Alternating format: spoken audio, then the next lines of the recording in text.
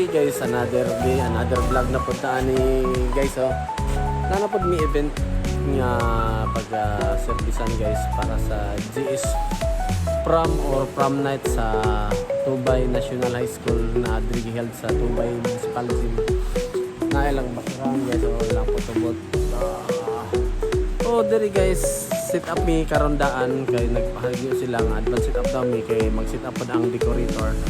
Mag-decorate pod sila. Hakot mga guys.